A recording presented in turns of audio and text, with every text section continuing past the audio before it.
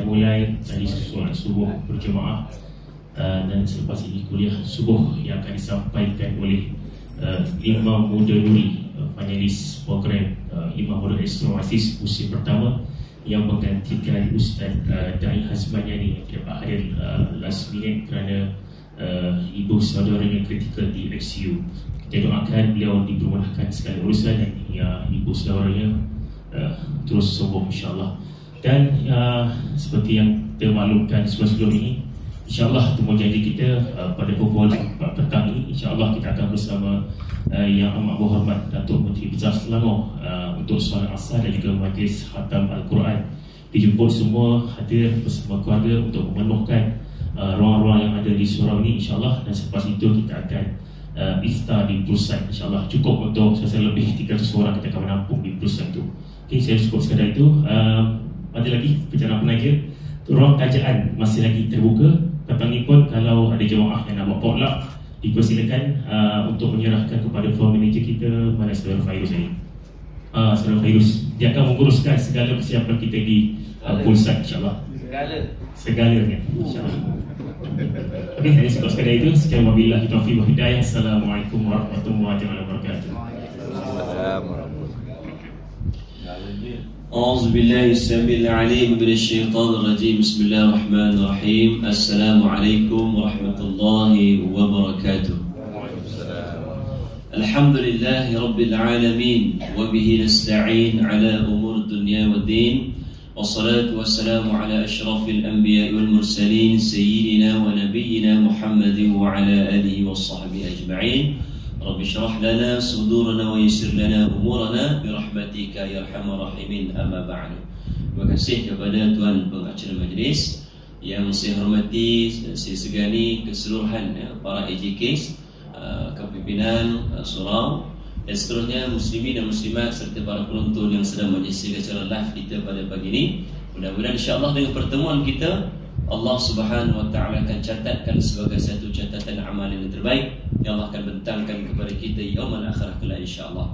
Ana kuliah sebelum itu, apa khabar semua tuan-tuan? Baik, alhamdulillah. Alhamdulillah. Semangat ya, tetap semangat, alhamdulillah. Yang ni semangat yang kita nak ni ya.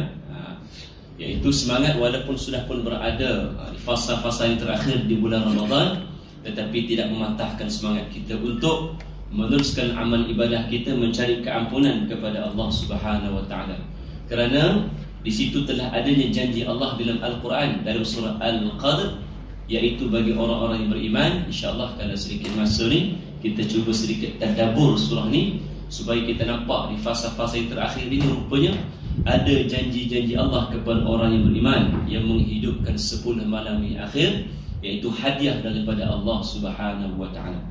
Jadi sebelum kita pergi dengan lebih jauh, tuan-tuan muslim-muslimat, saya mohon maaflah ya, kerana mungkin di poster wajah orang lain, tetapi rupa-rupa telah sampai orang lain.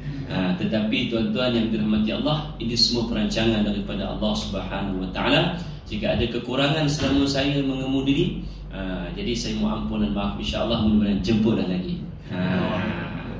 Baik tuan-tuan muslimin yang dirahmati Allah, para penonton sekalian, kita pergi dengan lebih jauh sikit tuan-tuan ya. Agak-agak ni dah fasa-fasa yang terakhir kita di bulan Ramadan ni. Apa perasaan kita? Ya, apa perasaan kita? Adakah tuan-tuan rasa sejuk atau bagaimana? Sebab bila masuk bulan Ramadan ni, dia akan ada 3 kelompok golongan. Golongan yang pertama adalah golongan yang dia sangat sedih. Ya, sangat sedih.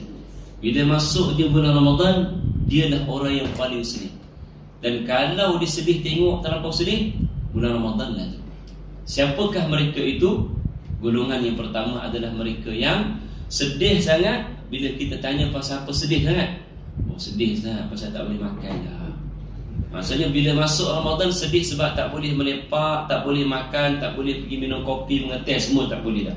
Jadi dialah orang yang paling sedih sekali tuan-tuan. Adakah kita duduk di kelompok golongan pertama?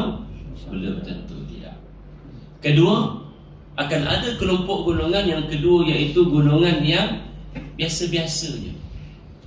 Pada dia Ramadan sama macam tahun lepas, sama je. Bila kita tanya dah rasa Ramadan ni, oh ya ke? Tak tahu pula. Begitu. Maknanya dia anggap semua Ramadan itu budaya. Ini surau ni kita lagi ada majlis tadarus. Oh ya ke? Maknanya dia rasa macam tak ada apa-apa. Biasa-biasa, ibarat seperti Ramadan datang dan pergi, ibarat satu budaya, ibarat satu adat saja. Sebabkan itu. Dan orang yang kedua ni, yang anggap biasa-biasa ni, kadang-kadang dialah orang yang paling beria. Beria macam mana? Dialah orang yang pertama sekali beria. Dia nak pergi bazar Ramadan dekat mana, dia nak pergi beli kuih dekat mana, dia nak makan dekat mana, dia nak makan siapa. Itu golongan yang kedua. Adakah kita duduk di kelompok yang kedua? Tak payah jawab tuan-tuan. Sebab ada satu lagi kelompok, iaitu kelompok segolongan manusia yang bila datang Ramadan dia sangat gembira. Kenapa dia gembira? Kerana dia bukan melihat hanya sekadar bulan, tetapi di situ dia melihat makna yang tersirat di sebalik Ramadan. Apa dia? Keampunan daripada Allah. Digandakan pahalanya oleh Allah untuk segala amal ibadah. Ada hadiah-hadiah yang istimewa yang Allah sediakan kepada orang yang beriman. Dan bila masuk je akhir Ramadan, dialah orang yang paling sedih juga. Pasal apa?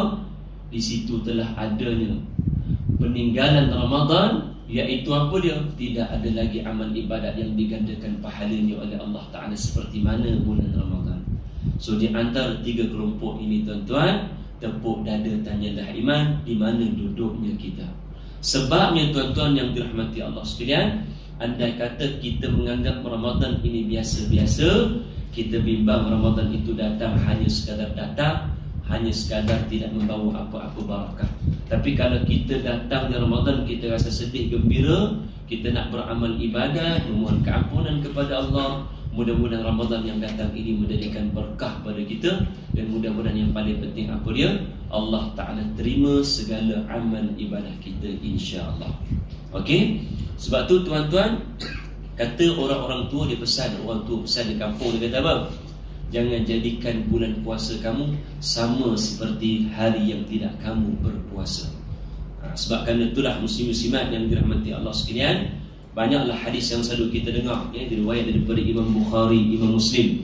Sebagai contoh hadis yang selalu kita dengar, qala Rasul, man qama Ramadana imanan wa ihtisaban ghufira lahu ma taqaddama min dhanbi. Ya, barang siapa yang mendirikan Ramadan dengan penuh keimanan, semua orang tahu hadis ni tuan-tuan, mengharapkan keridhaan daripada Allah, maka Allah akan ampunkan dosanya. Soalannya adalah sejauh mana kita menghidupkan Ramadan sehingga fasa-fasa yang terakhir ini tuan-tuan. Ya, kata orang tua, dia kata apa?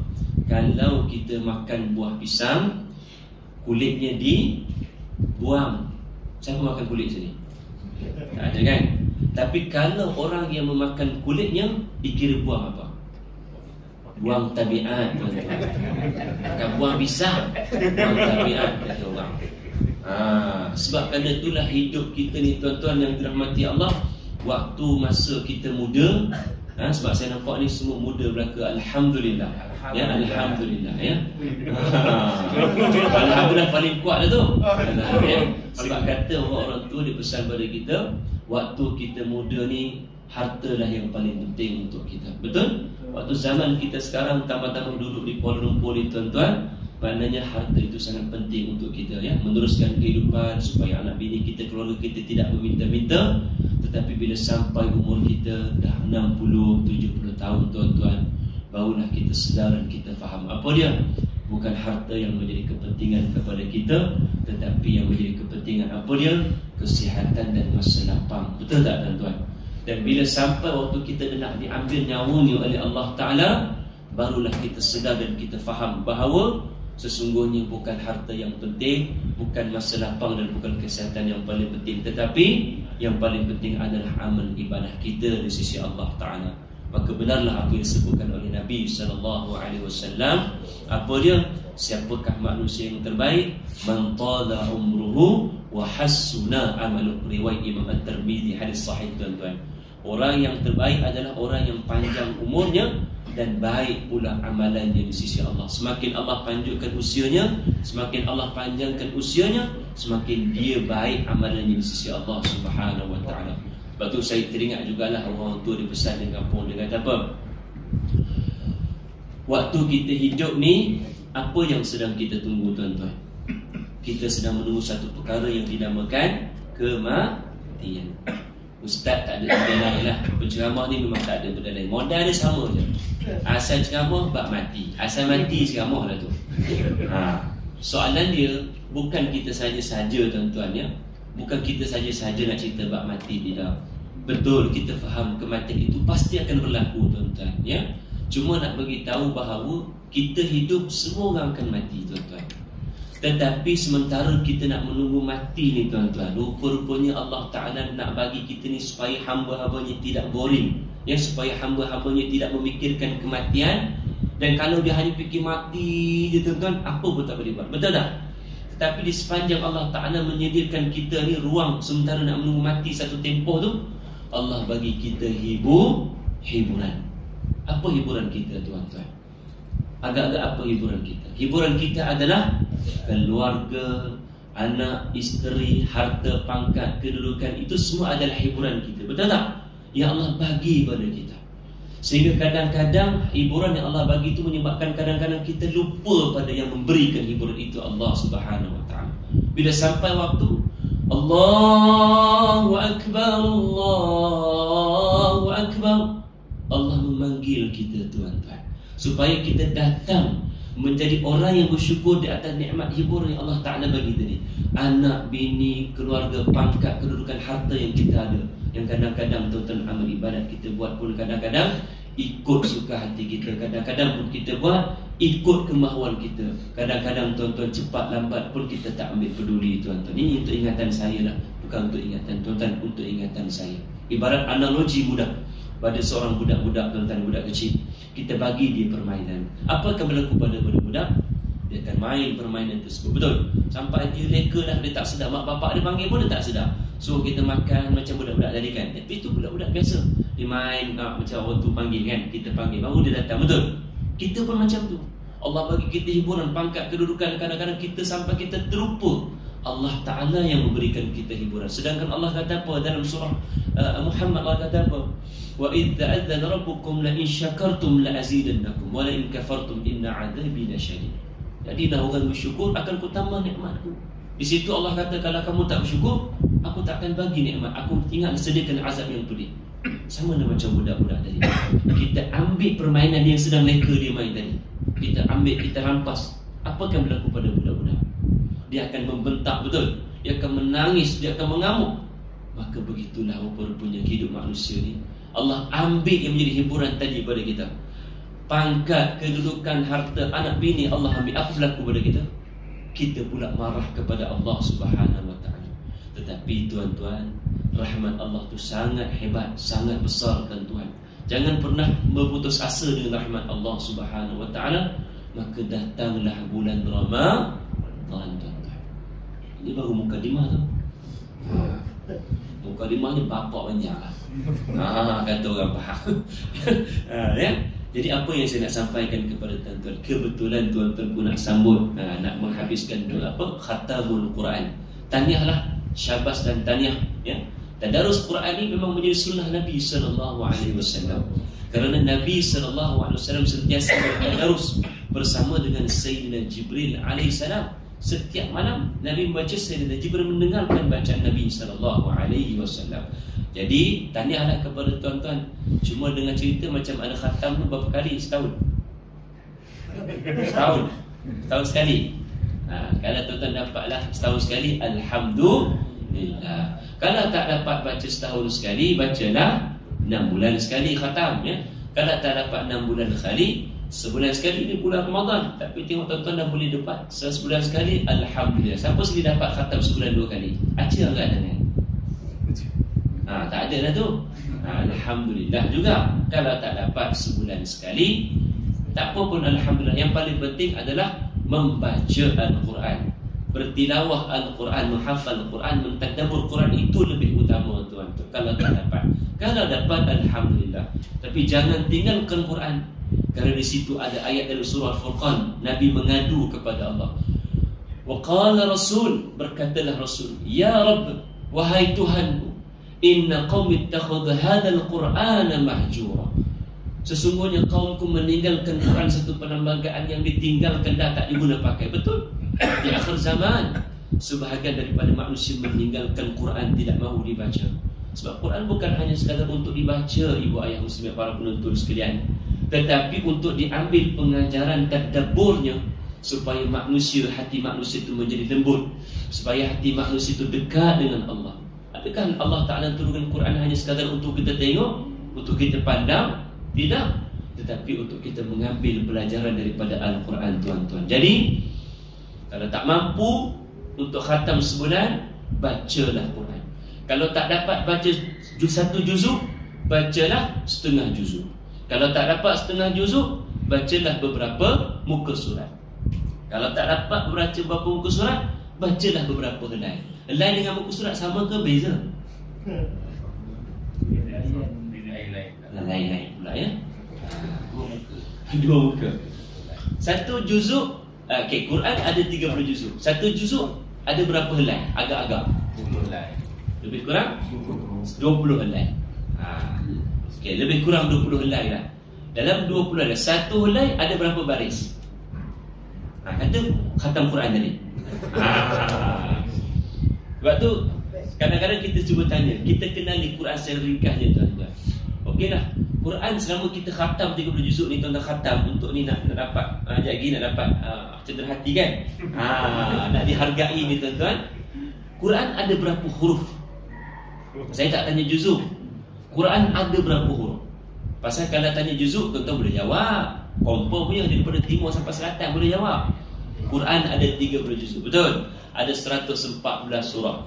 Ada berapa ribu ayat? 6,236 ayat. Ada berapa kalimah? Semua boleh jawab, tuan-tuan. 77,438, 39 itu khilaf di kalangan ulama. Berapa huruf? 28 huruf hijaiyah yang membentuk 30 juzuk Quran. Jawapan tu kira tepat juga tu. Betul-betul. Daripada 28 huruf hijaiyah tu, dia membentuk 77,439 kalimah tadi dalam Quran. Kalimah dengan huruf berbeza tak? Berbeza. Jadi daripada 28 huruf tu ada berapa huruf? 30 juzuk Quran. Kenapa saya nak tanya pasal huruf? Supaya di situ kita nampak ada satu hadis Nabi SAW. Hadis ini diriwayatkan daripada Imam At-Tirmizi. Jadi dalam selalunya saya bawa iPad ya, tapi ada 3 dalam kereta. Memang ada slide saya lah. Dalam slide saya ni ada lebih kurang 50 slide, tuan-tuan. Jadi saya baru baca satu tau. Ada 49 tadi. Tapi kalau saya dapat baca 2, ada lebih 48. 48 tu tahun depan. Ya, 48 tu ingat 48 tahun depan. Kita baca sikit-sikit. Jadi di situ ada hadis Nabi SAW. Nabi kata apa? Man qara harfan min kitabillah falahu bihi hasanah. Jadi dalam slide saya itu dia ada matan Arab, ada teks Arab, ada teks bahasa Melayu. Jadi kalau ceramah macam ni dan segala ringkas macam ni, saya suka bahasa Melayu. Pasal apa? Sebab saya tengok semua macam Arab belaka dah ni. Muka macam Arab, saya baca bahasa Melayu sudah lah ya. Lebih mudah faham lah, insyaAllah. Apa kata Nabi? Siapa yang membaca satu huruf daripada Al-Quran dapat satu kebaikan.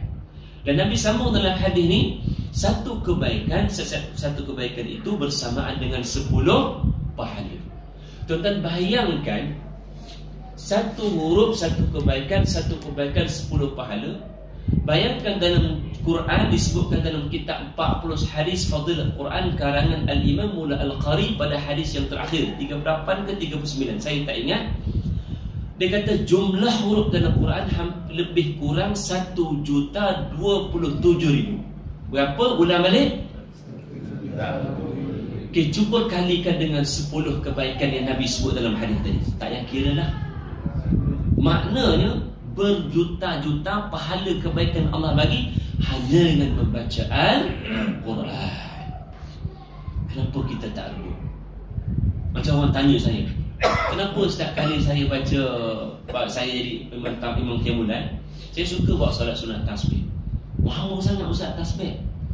Kerana di situ ada hadis Nabi SAW, tuan-tuan. Nabi kata apa?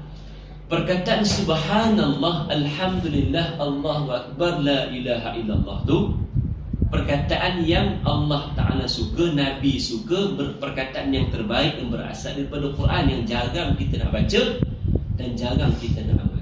Waktu bila kita nak amal banyak? Waktu solat-solat tasbih ni paling banyak. Betul tak? Itu pun kadang-kadang waktu kita habis baca solat, kita baca zikir tadi tu, lepas tu habis solat dah tak ada dah. Sama juga dengan Quran, tuan-tuan. Maknanya melalui Quran sahaja, insya-Allah kebaikan yang banyak untuk kita. Tapi kita tak nampak, tuan-tuan. Kita tak nampak istimewanya Quran di sisi Allah. Pasal apa? Kita tak pernah memaksa diri kita untuk mentadabbur Quran. Dengan alasan kita kata apa? Saya tak faham bahasa Arab, Ustaz. Satu. Kedua, suara saya tak sedap. Tuan-tuan, ibu ayah para penonton, tidak disebutkan dalam Quran pun membaca Quran mesti suara sedap. Itu semua anugerah daripada Allah. Cuma Nabi sebut hiasan Quran dengan suara-suara kamu. Kalau tak mampu, mastata'tum sekadar yang kamu mampu. Yang paling penting bukan itu. Yang paling penting kita mengambil kepentingan Quran. Kerana Allah kata dalam Quran, dalam surah Al-Jasiyah ayat 20, Allah kata apa? Hadza basairu lin-nasi wa hudan wa rahmatul liqaumin yuqinun, kata Allah.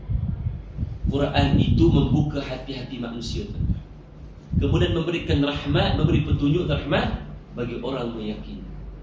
Tapi kita, macam saya kata tadi lah, pasal apa tak nak baca Quran? Pasal kita kata tak faham bahasa Arab.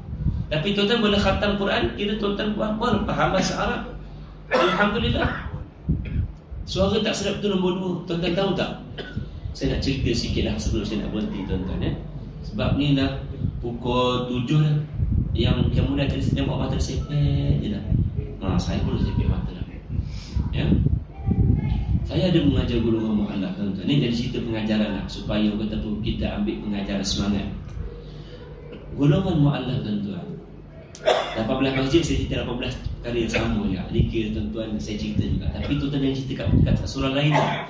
Ini rahsia tau. Saya seorang je boleh sampaikan cerita tu. Alah tak apa. Alah digunakan. Golongan mu'alaf, tuan-tuan, dia tak macam kita. Lidah dia sama macam kita lah, tapi logat dia berbeza dengan kita. Tuan-tuan bayangkan, ada satu seorang mu'alaf tu, dia 14 tahun 15 tahun masuk Islam, 14 tahun mengaji Quran. 15 tahun masuk Islam, 14 tahun mengaji Quran. Kalau 14 tahun mengaji Quran, boleh jadi dah macam Ustaz Khair lah tu. InsyaAllah lah. Ustaz Khair tak boleh jadi macam dia. Dia boleh jadi Ustaz Khair. Macam kita. Tapi tuan-tuan nak cerita semangat dia mengaji Quran. Macam kita, Alhamdulillah, baca Quran, saya rasa insyaAllah Bismillahirrahmanirrahim, baca je insyaAllah, tuan-tuan, saya rasa insyaAllah sedap macam Arab tak sedap lagi kita. Kita boleh ikut lagu Arab, betul tak? Syekh Sudah, Syekh Mishari, macam-macam Qari, macam-macam Imam Mekah kita boleh ikut, betul tak? Tapi suruh Imam Mekah ikut kita boleh tak? Takkan mampu. Maknanya kita lagi hebat. Cuma kita tak duduk di Mekah saja. Ini cerita real ni. Betul tak? Ni dalam live pula ni. Ustaz tak tipu tak? Jadi nak bagi tahu tentang semangat orang mu'alaf. Allahu Akbar. 14 tahun mengaji Quran, patutnya dia boleh jadi dah. Jadi Qari dah, tuan-tuan. Tapi nak jadi Qari di mu'alaf pun tak lepas juga. Pasal apa? Sebutan dia susah sikit. 14 tahun. Bila saya mengajar dia setahun lebih, tuan-tuan, macam tu juga. A'udzubillahi minasyaitanir rajim. Ini rajim, tuan-tuan. Bismillahirrahmanirrahim. Satu hari dia itu mu'alaf, sebahagian daripada ini. Itu mu'alaf. Kita ni bukan mu'alaf tau. Kita ni digelar mukallaf. Tapi kalau kamu tak baca Quran, bukan mukallaf lagi, mu'alaf semua lah. Betul, tuan-tuan. Jadi satu hari, tuan-tuan, dia jadi cerita, dia jumpa dengan saya. Ustaz, ini malam saya mau jadi imam, boleh tak? Mau jadi imam tak? Satu kali saja, dia kata. Selama ni saya tak pernah jadi imam, dia kata. Ini malam tadi kau kasih saya satu kali saja, dia kata. Boleh lah Ustaz, satu kali saja. Semayang maghrib, dia kata. Maghrib pun salah sebut. Mau jadi imam pun. Macam mana lu ni, saya kata. Tapi sebab kita nak meraihkan dia, tuan-tuan, tak apalah, kita pun panggil lah kawan-kawan kita jadi imam. Di mana? Rahsia, tuan-tuan. Memang tak boleh sebut. Sebut bahaya, tuan-tuan. Saya sebab lepas ni jadi imam tu, saya tanya dengan dia. Saya tolong iqamat. Allahu Akbar. Sebelum saya tanya iqamat, saya tanya dia. Ini Mr. Z kan? Ini malam awak mau jadi imam sembahyang maghrib kan? Ini lagu awak mau lagu apa? Itu lagu Itu lagu Lasia. Oh. Dia kata macam tu dengan saya. Kalau lagu Lasia ni banyak bahaya, tuan-tuan. Banyak bahaya. Pasal apa? Kalau dia kata lagu saya nak buat seperti Syekh Sudais ke Syekh Mishari ke, kita okey lah. Tapi lagu Lasia ni lagu banyak bahaya, tuan-tuan. Pun kita habis qamat, terus main Allahu Akbar. Saya tak lah kan? Malah. Kalau tuan-tuan dengar macam tu, tuan-tuan nak jadi apa? Tuan-tuan nak ikut ke? Tuan-tuan nak lari ke? Mufarakah terus. Tapi kita nak raikannya. Sebab saya rasa saya duduk di Malaysia, tapi bila saya dengar dia baca Fatihah tu macam seperti Arab, tetapi duduk saya ni duduk di Malaysia. Maknanya dia baca tu, Alhamdulillah, Fatihah rakaat pertama tu seperti Syekh Mishari Al-Afasi Al-Chinasi. Kan? Ui, hebatlah tuan-tuan. Macam seperti Arab juga. Tapi Arab jenis lokat Cina. Tuan-tuan tahu tak sembahyang maghrib hari tu habis pukul apa? Pukul 9 malam tau. Hampir 9 malam. Bapak lama tuan-tuan. Tak tahu apa. Macam kita kalau jadi imam, lepas imam baca Fatihah tadi, saya akan berhenti seketika. Betul tak? Pasal apa? Usul fiqahnya nak bagi makmum ni masa baca Fatihah. Tapi imam saya hari itu, Mr. Zaid Tori, dia bukan berhenti seketika, tapi lama 3 tuan-tuan. Berapa lama? Dekat 15 minit tuan-tuan. Jadi orang belakang sebut Subhanallah, dia pun Alhamdulillah. Pasal apa dia sebut Alhamdulillah? Mungkin dia kata, saya sebut Alhamdulillah sebab mungkin orang suka dengan bacaan dia seperti Syekh Mishari tu. Tapi dia tak tahu orang suruh dia baca surah yang dia tu berhenti lama sangat, tuan-tuan.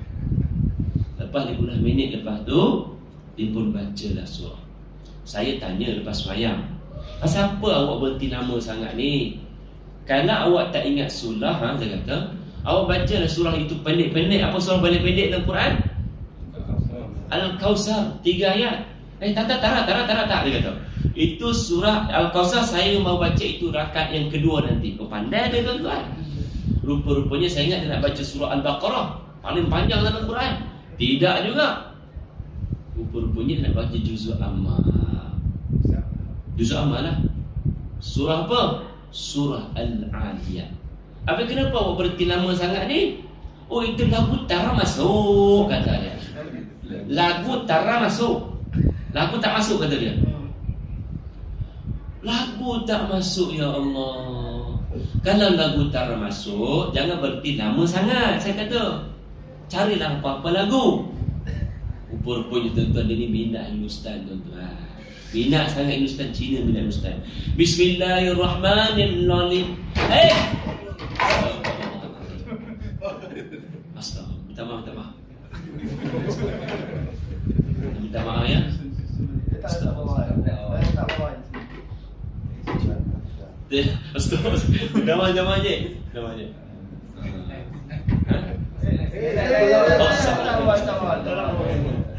Okey lah. Nanti terangkat.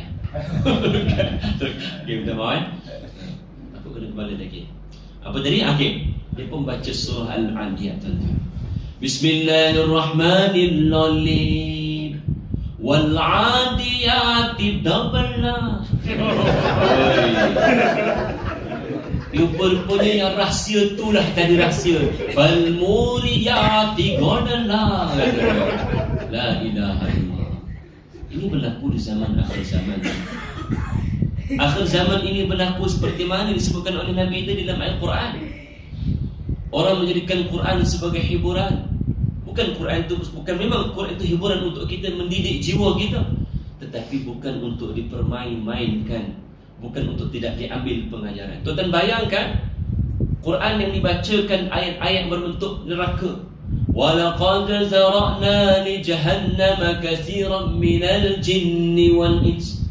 dan akan dibuang dalam neraka jahanam itu di kalangan jin dan manusia bahan bakarannya. Kita pun suka. Ya Allah, jamil. Sedangkan sepatutnya kita mendengar dan membaca ayat, kita melihat kepada makna, kita rasa insaf dan senyap melihat kepada makna Quran. Kalau kita kagum dengan suara dia sekalipun, cukup sekarang kita kata subhanallah. Tapi bukan kita bergelak ketawa bila kita mendengar ayat Quran bentuk neraka, ancaman daripada Allah Ta'ala. Ini berlaku di akhir zaman. Walaupun kita seorang qari, tuan boleh tanya Ustaz Akhir, dia pengajar kami di Anas, tuan-tuan. Boleh tanya. Ini berlaku di akhir zaman, tuan-tuan. Ini saya ingat pesanan untuk diri saya sendiri lah. Kita qari, tuan-tuan, kita baca Quran, ingatan untuk saya juga lah. Nak selamat, tuan-tuan, kita senyap sajalah. Kita mengatakan Alhamdulillah dengan kehebatan Allah bagi ayat Quran, subhanallah dengan ayat Quran.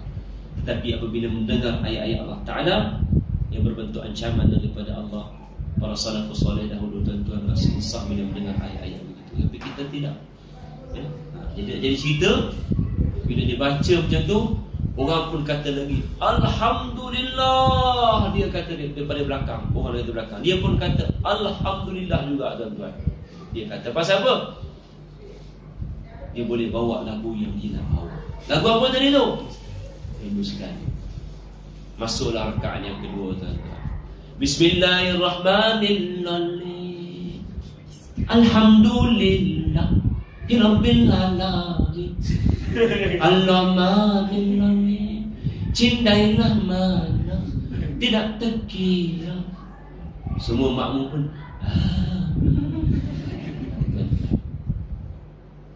tak dan habisnya Al-Fatihah, tuan-tuan. Tadi berhenti lama 3, tak dan berhenti lama 3, cepat 3 dia kata, tuan-tuan.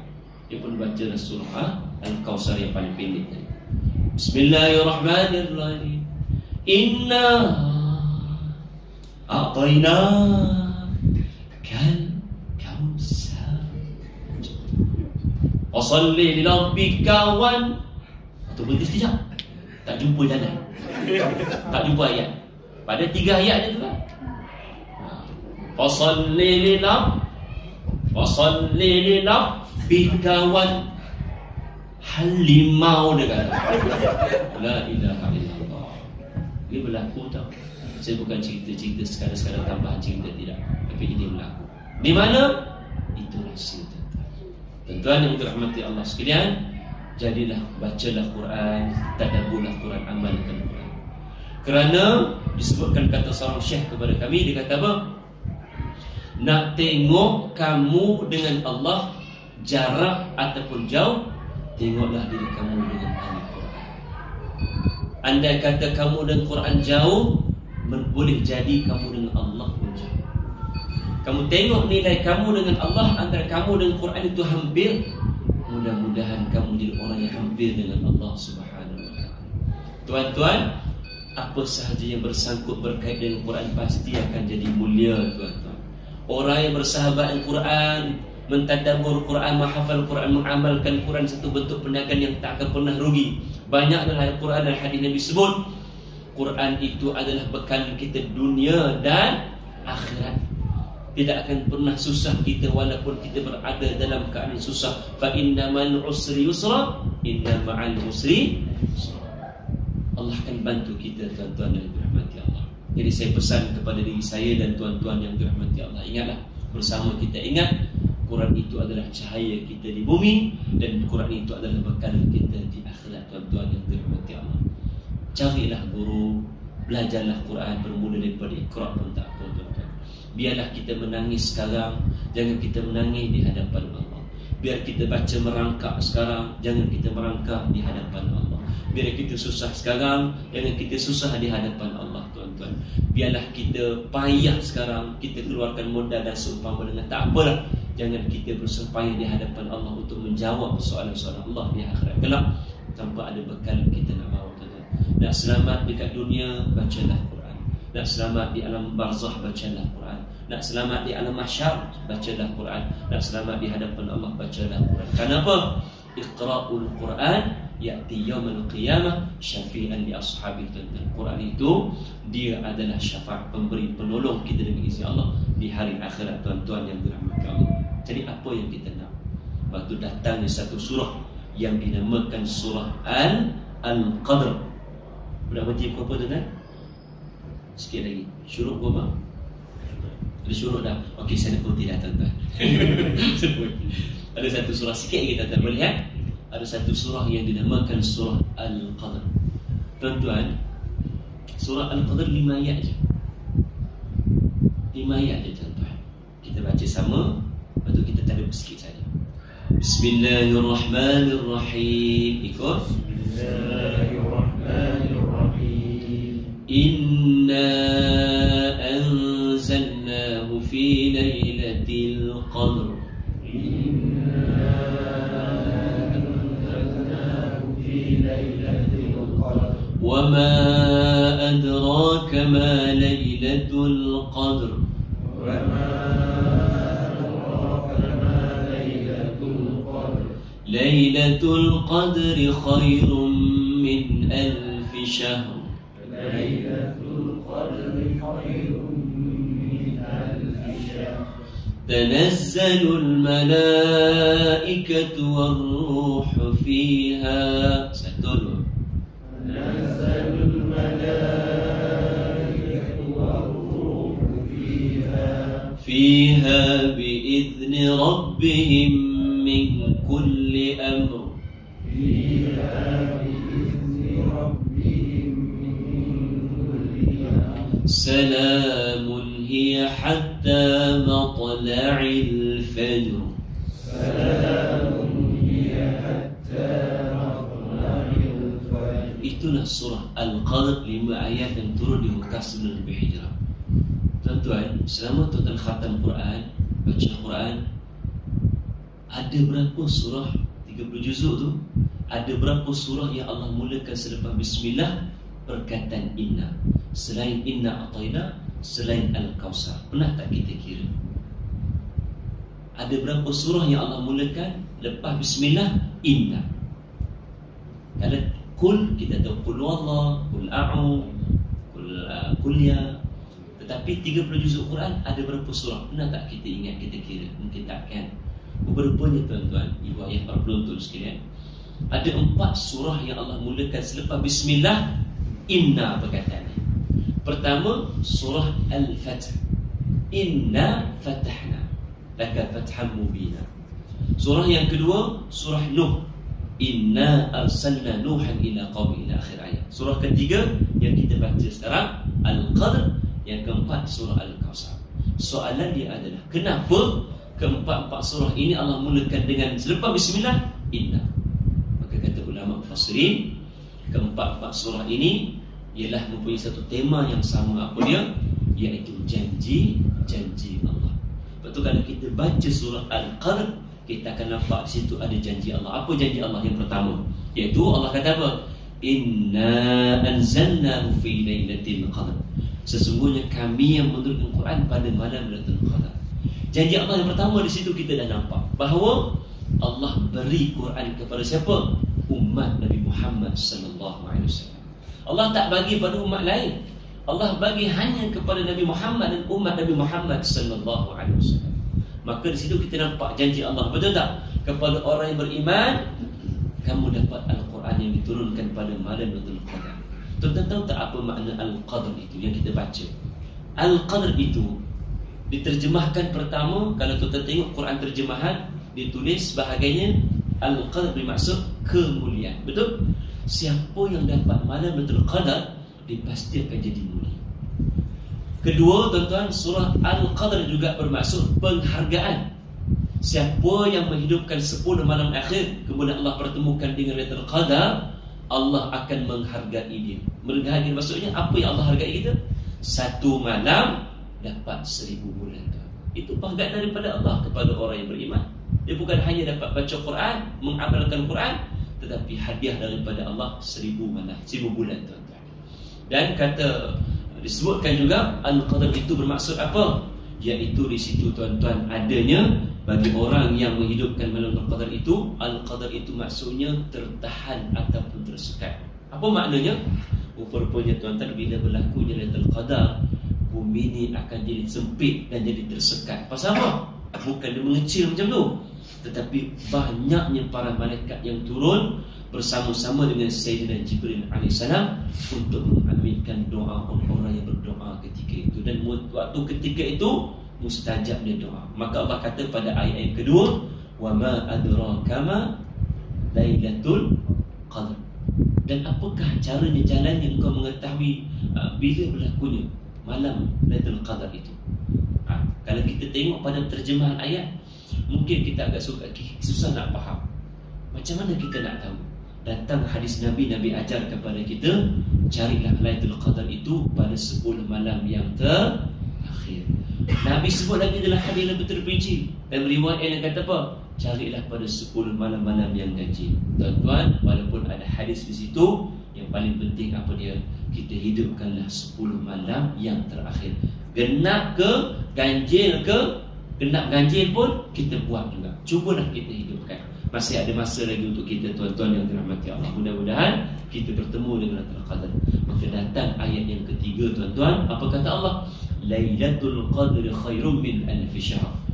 Maknanya siapa yang dapat Lailatul Qadar itu, kata Allah, malam itu lebih baik daripada 1000 bulan. Maknanya pada ayat ini menjelaskan bahawa ada janji Allah yang kedua kepada orang beriman. Apa dia? Allah bagi janji Allah apa dia kepada orang beriman? Siapa yang menghidupkan dapat satu malam bersamaan dengan 1000 bulan. Soalan dia adalah, kenapa Allah menggunakan perkataan khairun di situ? Dalam bahasa Inggeris kita panggil, kalau lebih baik maknanya better, betul? Kenapa Allah tak guna perkataan tayyib? Tayyib baik, hasan baik. Kenapa Allah pakai kata khairun di situ? Lebih baik. Rupanya tuan-tuan dari sudut mubalaghahnya, kalau kita belajar Quran, di situ perkataan lebih baik bermaksud siapa yang dapat Lailatul Qadar, dia bukan hanya dapat 1000 bulan, tetapi dia akan dapat lebih baik daripada 1000 bulan. Kefahaman kita, oh satu malam 1000 bulan, sebenarnya lebih lagi daripada 1000 bulan. Berapa? Bukan 1000, bukan 2000, bukan 3000, tetapi tidak terkira, hitung nilai kosong dia, sehingga disebut infinite. Maknanya siapa yang dapat Lailatul Qadar itu, dia bukan hanya dapat 1000, tetapi lebih daripada 1000 bulan. Maksudnya, kalau satu malam bersama dengan 1000 bulan, bersamaan lebih kurang 83 tahun 4 bulan, maknanya dia akan dapat lebih lagi daripada itu. Jadi soalan saya, tuan-tuan, siapa yang dapat Lailatul Qadar? Cuba kat kanan dalam surau ni, siapa yang pernah dapat Lailatul Qadar? Para penonton, tak apa, saya tak dapat. Siapa dalam ni yang pernah dapat Lailatul Qadar? Macam kat tangan. Tak pernah lagi. Kita tak tahu. Sebenarnya semua dah pernah dapat. Percaya tak? Trust me. Kita pun nak bawa sekolah 1 tu. Rupa-rupanya semua orang pernah dapat. Betul tak? Tetapi kita tak bangun je. Itu jawapannya.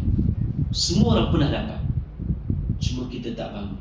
Dan kalau kita bangun, kita lah yang dapat. Betul tak? Jadi andai ada peluang lagi, tuan-tuan, di baru malam 22, kan? Ada lagi peluang. Carilah 10 malam yang ganjil untuk cari Lailatul Qadar, supaya kita dapat lebih daripada 1000 bulan dijanjikan oleh Allah Subhanahu Wa Taala. Maka kata Allah pada ayat terakhir, dua ayat terakhir, Allah kata apa? Tanazzalul malaikatu war-ruhu fiha bi'izni rabbihim min kulli amr. Ketika itu turun para malaikat bersama dengan Sayyidina Jibril, tuan-tuan yang dirahmati Allah sekalian, membawa segala yang telah pun dikadarkan pada tahun itu. Salamun hiya hatta matla'il fajr. Maksudnya sejahteralah malam itu. Maksudnya siapa yang menghidupkan Lailatul Qadar pada malam itu, pertama doanya akan dimakbulkan dan diamalkan oleh para malaikat. Dan yang kedua, pada ayat terakhir, pada malam itu, tuan-tuan, siapa yang dapat, hidupnya sejahtera, hidupnya aman, dijamin oleh Allah Subhanahu Wa Taala. Jadi saya rasa cukuplah setakat ini pertemuan saya kali pertama untuk tuan-tuan. Saya doakan untuk diri saya sendiri dan tuan-tuan serta para penonton sekalian, mudah-mudahan Allah berikan kita kesempatan waktu untuk kita menghabiskan Ramadan pada kali ini, dipertemukan kita dengan bulan Ramadan yang akan datang, dipertemukan Lailatul Qadar. Yang paling penting apa dia? Allah Ta'ala menerima segala amal ibadah kita, insya-Allah. Jadi saya mohon ampun dan maaf salah dan silap, kasar bahasa terlebih ucal. Terima kasih ya kepada pihak yang menyebut, dan saya juga mohon juga maaf sekali lagi tuan-tuan ya. Anda kata ada kekurangan daripada saya, semoga kita berjumpa lagi. Aqulu qawli hadza wa astaghfirullahal azim wa lakum. Wassalamualaikum warahmatullahi wabarakatuh. Waalaikumsalam. Subhanallah bihamdihi asyhadu an la ilaha illallah. Allahu Akbar. Allahu akbar. Asyhadu an la ilaha illallah. Astaghfirullah.